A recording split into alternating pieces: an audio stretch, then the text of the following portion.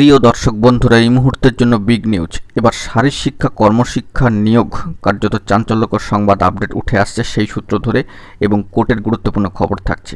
মহামান্য কোর্টের রিপোর্ট তলব, সেই সংক্রান্ত বিষয় কী কী জানা গেল অবশ্যই সবটা আলোচনা করছি। তো ভিডিওটিকে শেষ পর্যন্ত দেখবেন, কোনোভাবে কিন্তু স্কিপ করবেন না। চ্যানেলটিকে অতি অবশ্যই সাবস্ক্রাইব করে নিয়ে সঙ্গে থাকবেন। তো চলুন একদম কথাবার্তা না বাড়িয়ে আমরা মূল টপিকেই ফোকাস করি। এই মুহূর্তে দাঁড়িয়ে আরও একটি বিগ নিউজ, মহামান্য কলকাতা হাইকোর্টের গুরুত্বপূর্ণ সংবাদ, যেখানে কোর্টের রিপোর্ট তলব।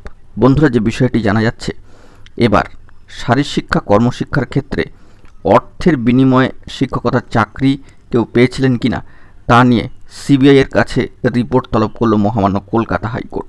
এই মর্মে সিবিআই কৌশলীকে গত মঙ্গলবার অনারেবল জাস্টিস সম্মানীয় বিচারপতি বিশ্বজিৎ বসু মহাশয় প্রশ্ন করেন, সিবিআইয়ের চার্জশিটে কি এই নিয়োগ নিয়ে কোনো তথ্য আছে? তদন্তে কি পাওয়া গিয়েছে? আগামী মঙ্গলবার এ ব্যাপারে জানাতে হবে বলে সিবিআইকে নির্দেশ দিয়েছে মহামান্য আদালত। অর্থাৎ আরও একবার শারীরশিক্ষা কর্মশিক্ষার নিয়োগ ঘিরে কার্যত চাঞ্চল্যকর সংবাদ আপডেট উঠে আসলো। এই সেই মর্মে কিন্তু কোর্টের রিপোর্ট তলব।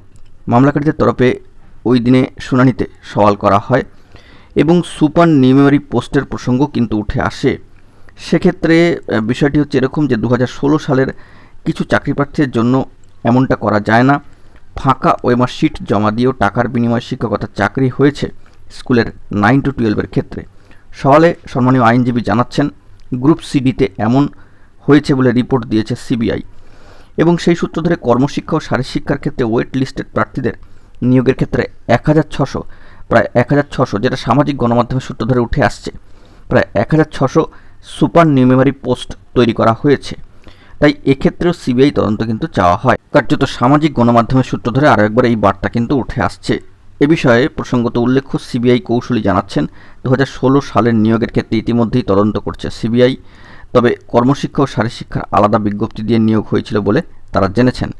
সিবিআইয়ের সম্মানীয় আইনজীবীকে সম্মানীয় বিচারপতি মহাশয় বলেন, মামলাকারীদের দাবি এক্ষেত্রেও এই দুই ক্ষেত্রেও কিন্তু দুর্নীতি হয়েছে। তারপরেই মহামান্য আদালত আগামী দিনে সিবিআইয়ের কাছে রিপোর্ট তলব করেছেন। তো দেখা যাক পরবর্তী ক্ষেত্রে এবার কী আপডেট উঠে আসে।